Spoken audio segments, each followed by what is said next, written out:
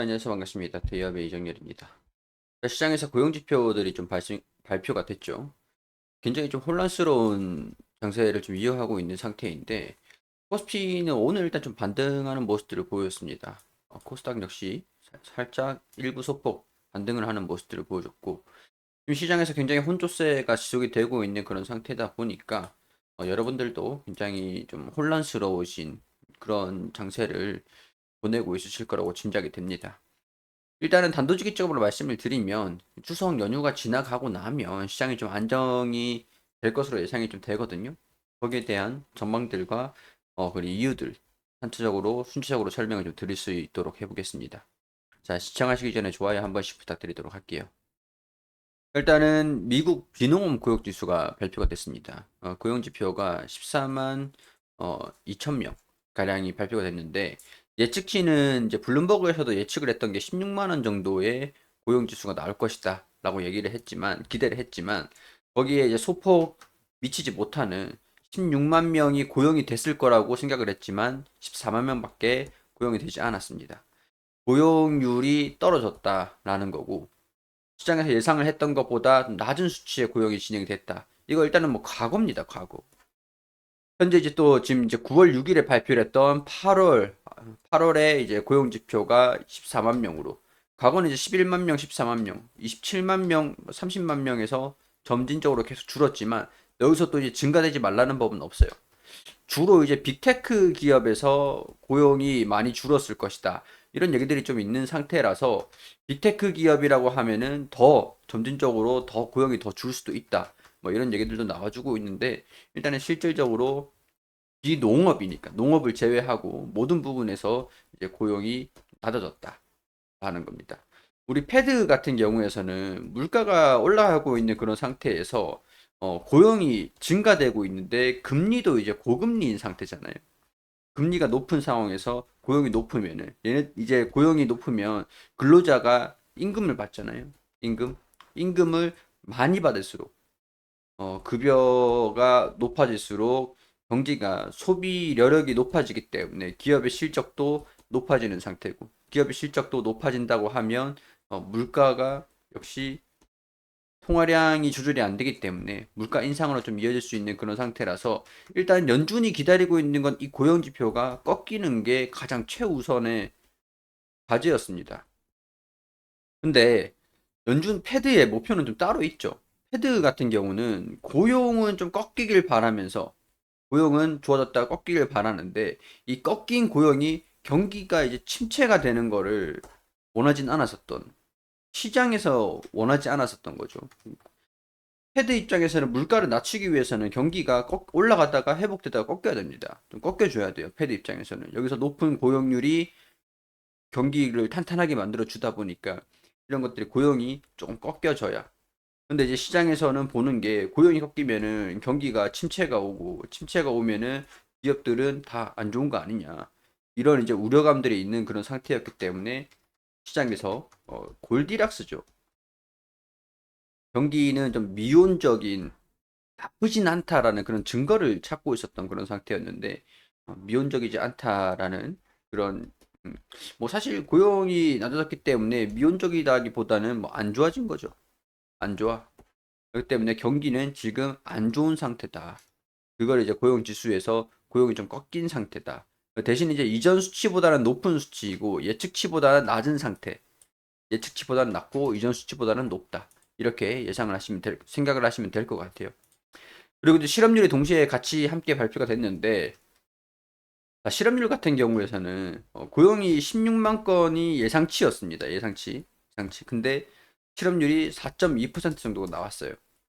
그러니까 실업률이 이전 수치인 4.1%, 그러니까 여기서 이전 수치인 예측이 4.1%에서 더 높은 상태에서 4.1%를 전망을 하고 있었는데 4.3% 정도가 나왔잖아요.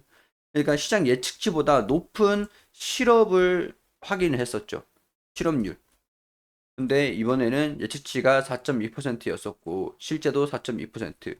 16만 건이 고용이 될 것이라고 예상을 했는데 14만 건까지 되지 않았는데 막상 실업률 자체는 그렇게 높아지지는 않았던 거예요.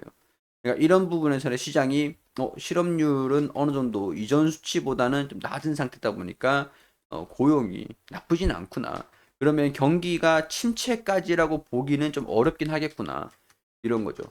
고용은 줄었지만 14만 건에 대한 새로운 일자리가 창출이 됐고 새로운 일자리가 창출됐고 실업률도 4.2% 정도 수준의 이전보다는 낮은 상태다 보니까 그렇게 경기 자체가 나쁘진 않을 것이다.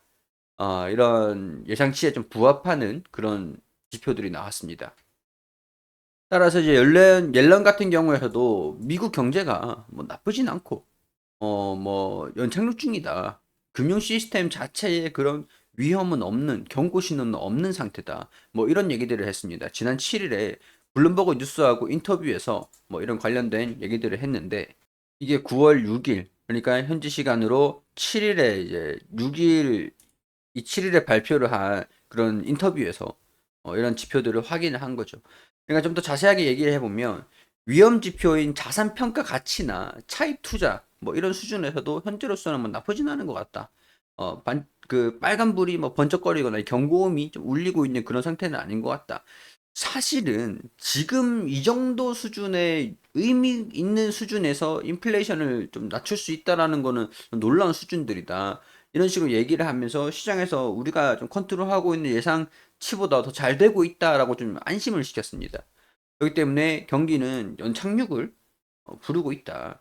연착륙이 우리 비행기를 보시면 비행기가 이렇게 떴다가 착륙을 할 때, 비행을 하늘에서 이게 땅에서 비행기가 착륙을 할 때 이런 식으로 쾅 방금 사고가 나는 게 아니라 착륙할 때 통, 통, 통, 통 이렇게 이런 식으로 반동이 줄면서 이런 식으로 비행기가 착륙하는 모습들을 연착륙이라고 하는데 경기가 일정 수준 나빠졌지만 안정적으로 이렇게 변동을 찾아가는 그런 상태다.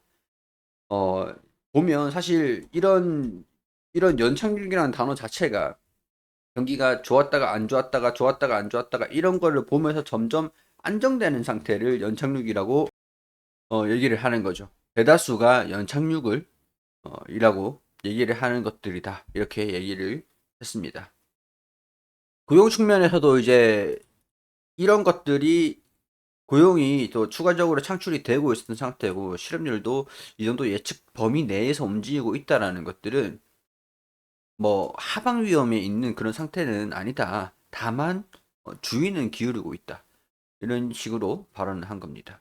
뭐 8월에 고용 지표가 예상보다 좀 부진하게 나오면서 경기 침체가 우려가 되긴 했지만 실업률에 대한 부분들은 크게 걱정하지 않는다. 예상치에 부합했기 때문에 이게 경기가 새로운 일자리가 창출되지 않았다라는 신호였기 때문에 시장에서는 충분히 경기 침체에 대한 우려감을 내비칠 수 있는 수준이긴 합니다. 그리고 패드에서 이 고용과 실업률, 물가에 좀 직결될 수 있는 요인들이기 때문에 굉장히 유심히 살펴보고 있는 그런 지표들은 맞고요. 자, 이번에 7일부터 해서 블랙아웃 기간에 돌입을 합니다. 이때가 18일이 패드의 금리 결정하는 거잖아요. 회의 날이잖아요. 연준 회의 기간이 17일, 18일입니다. 발표가 18일 나오기 때문에 통상적으로 10일 정도 수준은 블랙아웃이에요. 블랙아웃이 뭐냐면 우리가 음주를 굉장히 좀 많이 하게 되면은 사고나 음주 같은 경우에 필름이 좀 끊기잖아요. 그걸 이제 블랙아웃이라고 합니다. 마취 같은 것들도 하면서 의식이 좀 이제 없었던 그런 시간, 그런 것들을 필름이 끊긴다. 뭐 이렇게 표현을 하는 것들인데 그게 이제 블랙아웃 기간이죠. 그러니까 이 금리를 결정하는 이 기간에 연준 인사들이 시장에 인터뷰를 하면서 이번에 회의를 해봤는데 회의 때 우리가 25bp 정도 베이시스 포인트 정도 인하를 좀 얘기를 하고 있어. 라는 얘기를 이 기간 안에 인터뷰를 하게 된다면 시장에서 혼란이 가중되겠죠. 근데 모두가 그러는 게 아니라 연준 인사들 몇 명 중에서 일부 두 명, 세 명 아니면 한 명, 두 명이 이런 발언을 해버리면 이 기간 안에서 시장의 혼란이 가중될 수도 있고 우리가 시장의 예상치에 벗어난 그런 정책이 항상 효과적이었는데 그 효과적인 정책을 하지 못한다는 거죠. 시장이 대비할 수 있는 움직임, 그 시간을 줄 수 있기 때문에 효과적이지 못했어. 그렇기 때문에 블랙아웃 기간을 지정을 하면서 18일까지는 연준 의원들이 얘기하지 마라. 위원들이 뭐 공개 발언이라든가 인터뷰라든가 이런 것들을 하지 말라라고 하는 그런 기간입니다. 우리가 지금 오늘 그 9일이기 때문에 이 기간 안에 18일 동안 우리 또 이제 추석 연휴죠. 14일부터 18일 동안 추석 연휴잖아요. 근데 18일에 또 이게 기준금리가 결정이 됩니다. 금리가 높아지면 지금까지 고금리 정책, 그러니까 통상적으로 저금리였다가 고금리로 올라갈 때 이 시기가 이제 변곡점이었잖아요. 시장의 정책들 이런 것들이 변하는 시기였었거든요. 그러니까 이 변곡점이 이제 고금리였다가 꺾이게 되는 이 시점이 지금 또 하나의 변곡점이라는 거죠. 시장은 이때와 이때 예상을 하지 못하는 그런 이제 변동이 커지는 그런 시기를 변곡점이라고 하는데 이거를 지금 시장은 두려워하는 거죠. 사실 두려워. 두려워한다라기보다는 어디에 투자를 해야 될지 결정을 못 하고 있는 상태라는 겁니다. 사실상 지금 연준에서 25% 금리 인하가 거의 확정적이에요. 확정적이지만 이게 확실하게 그 정해지기 전까지는 아무래도 이 투자를 하는 거에서 현금을 보유를 하고 있다가 새로운 포트폴리오를 만드는 게 이게 명확한 대안이잖아요. 시장에 내가 포트폴리오를 미리 다시 구성을 해놨는데 금리가 너무 내 예상과 다르게 움직였어. 이걸 지금 미온적이라는 거죠. 이게 뭐 하락하는 것도 아니고 올라가는 것도 아니고 이 부정적인 것도 아니고 긍정적인 것도 아니고 이 사이에 뭔가라는 거죠. something.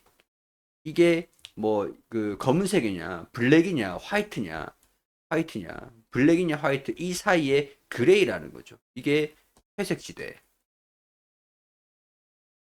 이 회색지대라는 거는 뭔가 이쪽이냐 어떤 것들도 결정이 안 된 상태라는 거죠.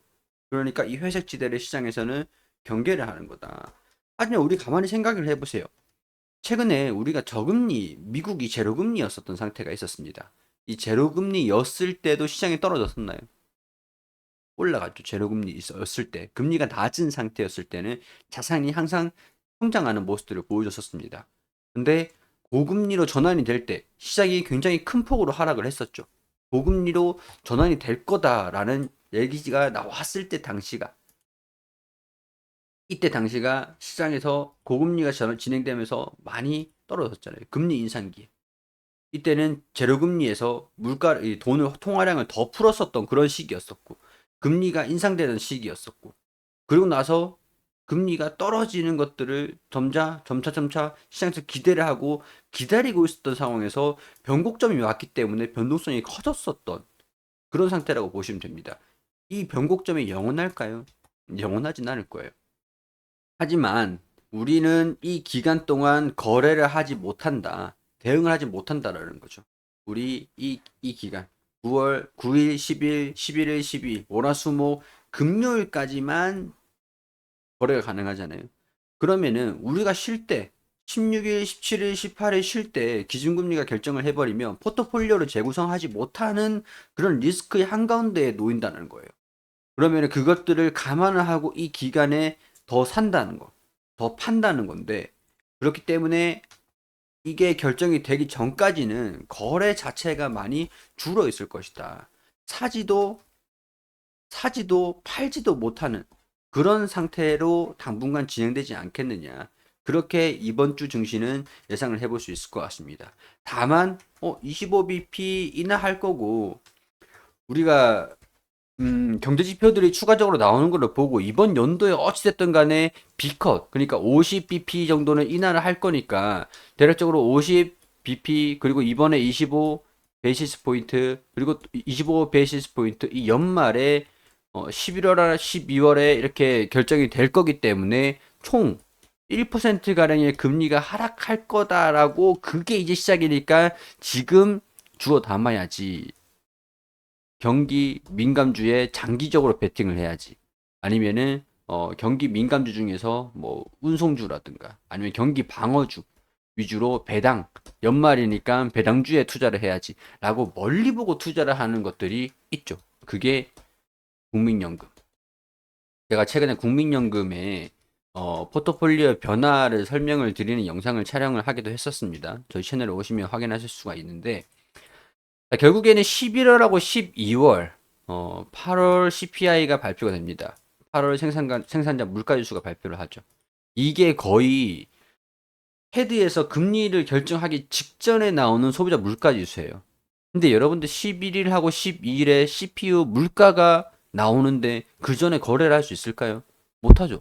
저라도 지금은 겁이 나기 때문에 소비자 물가지수가 얼마 정도의 발표를 할지를 모르기 때문에 이 소비자 물가지수에 따라서 금리가 50이냐 25가 결정이 될 건데 이거를 하루 이틀 뭐 이번 주에 굳이 거래를 해가지고 이 리스크 한가운데에 이제 폭풍의 눈 속에 있을 필요는 없다라는 거죠.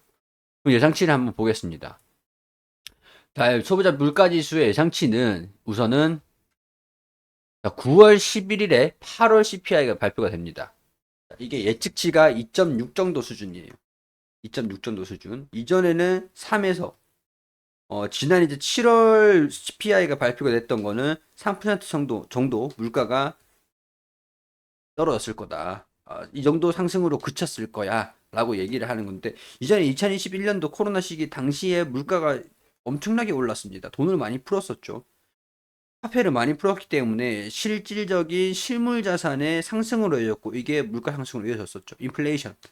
그래서 이후에는 반등하는 모습들도 보여주긴 했지만 점차 3%대로 안정이 되고 있고 패드의 연준의 목표가 2% 정도 수준까지 낮추는 겁니다. 2% 정도 수준까지. 이 정도 수준까지. 이전에는 이 정도 수준이었거든요. 2%까지 얼마 남지 않았어요. 근데 고용까지 망가지고 있다. 임금도 낮아지고 고용까지 낮아지고 이런 것들이면은 이제 점진적으로 CPI 물가지수 자체가 2%에 달성할 수 있다라는 거죠. 그럼 목표치에 달성을 하게 되면 시장이 안정되는 모습들을 보여주면서 금리도 같이 인하시킬 수도 있잖아요. 물가가 오르면 금리도 같이 이렇게 오릅니다. 그리고 물가가 떨어지면은 금리도 같이 그것들을 확인하면서 같이 떨어지는 거고요. 그게 2%라는 거죠. 2%. 그리고 2%를 유지하기 위해서 금리도 2% 수준으로 유지할 겁니다. 연준의 목표가 그거였어요. 그래서 이번에 2.6%였죠. 그동안 3% 수준이었잖아요. 3% 수준. 근데 이번에는 2% 수준까지 낮아지면서 목표치의 근사치로 와주고 있다라는 거죠. 그렇게 되면은 이 2%라는 수준이 유의미한 시장의 금리 인하를 불러올 수 있는 그 정도 수준이기 때문에 이번에 CPI가 예상치 2%에 달성을 한다라고 하면은 금리는 우리보다 예상치보다 좀 더 빠르게 떨어질 가능성들이 있습니다. 만약에 물가 자체가 낮은 수준이라고 한다면 만약에 2.6%가 아니라 2.9%였었죠. 2.6%까지 이전 수치보다 낮아지는 수준이 아니라 3% 수준이 된다라고 하면 이번에 25% 정도 하락을 하고 2.6% 정도 수준까지 근사치에 와준다라고 하면 50 베이시스 포인트 정도는 이날을 기대를 해볼 수 있을 것 같습니다. 자, 그리고 난 다음에 근원 소비자 물가지수입니다. 근원 소비자 물가지수. 자, 근원 같은 경우는 이제 에너지라든가 여러 가지 이제 통상적인 기준 전체적인 물가가 아니라 일부 품목을 제외하고 근원적인 물가를 얘기를 하는 것들이거든요. 이것들은 소비자 물가지수보다 좀 높은 수준의 물가를 나타낸다고 보시면 됩니다. 에너지 가격이 좀 식품이라든가 에너지를 제외한 서비스 가격의 변동치이기 때문에 아무래도 이게 또 소비자 물가지수의 버금가게 중요한 에너지 가격을 제외하고 보는 것들이에요. 이거는 이제 에너지 가격의 변동에 대해서 영향을 주긴 하는데 이거는 식품이라든가 에너지를 제외하고 전반적인 상품의 서비스 가격이 어떻게 되고 있느냐 이런 것들을 얘기를 하는 거거든요. 이전에 많이 올라갔다가 점진적으로 하락을 하고 있고 지금 2%까지 얼마 남지 않은 그런 상태거든요. 여기까지 목표치까지 이렇게 높진 않은 상태. 어, 고금리를 유지를 하면서 물가를 빠르게 낮춰오고 있었던 상태입니다. 그렇기 때문에 이 물가가 안정되고 있는 이 소비자 물가지수 그 에너지를 포함한 에너지 가격이 최근에 좀 많이 하락을 했었잖아요. 그리고 이거는 에너지나 식품을 제외한. 근데 이제 주거비는 포함되고 있어가지고 건설 경기가 좀 안 좋은 그런 상황이라서 조금 더 낮아질 수도 있지 않을까 싶은 생각이 드는데 일단 추세만 유지되면 됩니다. 이 추세가 유지되는 것들. 일단은 3.2% 예측이었는데 3.4, 3.3 이거는 통상적으로 뭐 비슷한 수준을 유지를 하고 있고 추세가 유지된다고 한다면 3.1, 뭐 3.0 이 정도 수준에서 예측을 한번 해볼 수 있을 것 같습니다. 지금 이 예측치는 없어요. 소비자 물가지수는 2.6, 0.4 정도, 0.4 정도 낮아질 것이라고 예측을 하고 있고, 0.3에서 0.4. 통상적으로 이게 0.4 정도가 높은, 0.2에서 0.4 정도 높은 수준을 발표를 하니까, 이거는 3.0 정도 수준으로 예측을 해보면 될 것 같습니다. 2.8에서 3.0. 자, 이렇게 되면 소비자 물가 자체가 낮아진다고 하면은 금리 인하를 좀 서두를 수도 있다. 이렇게 해석을 할 수 있고 금리 인하가 좀 빨라진다라고 하면은 시장의 변곡점 때문인지 경기 침체도 뭐 사실 금리가 떨어진다라고 하면 나쁜 수준의 상태는 아닙니다. 그렇기 때문에 이 데이터, 이 패드와치거든요. 패드와치 툴에서 금리를 전망을 하고 있는 데이터입니다. 예측치인 건데 지금 이번 9월 18일에 있을 패드에서 연준의 회의에서는 0.25% 그러니까 이게 25 베이시스 포인트거든요. 25bp를 인하시키는 확률이 거의 70% 됩니다. 원래 이게 거의 뭐 4.4대 뭐 6 아니면은 뭐 극단적으로는 5대 5 수준이었거든요. 근데 이게 지금 2대 8 정도 올라오고 있는 그런 상태죠. 뭐 3대 7, 3대 7 정도. 지금 25bp가 거의 확실시 되고 있는 그런 상태이기 때문에 이번에 9월에 25 정도 인하를 한다라고 한다면 이번에 연말 중에 11월이나 12월 중에 B컷이 한 차례는 있을 것이다. 그다음에 연말까지 총 1% 정도 수준 100bp를 인하시킬 것이다라는 전망치가 나오게 되는 것들입니다. 자, 금리 인하에 지금까지 금리가 인상되고 있었는데 이게 인하되기 시작했다. 이게 1% 정도 연말까지.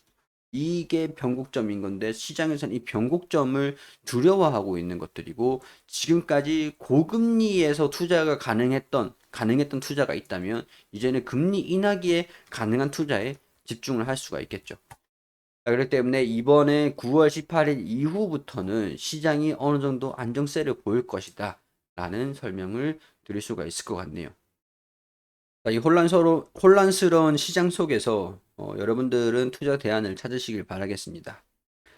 시청해주셔서 감사드리고 도움되시길 바라면서 저는 여기서 인사드릴 수 있도록 하겠습니다.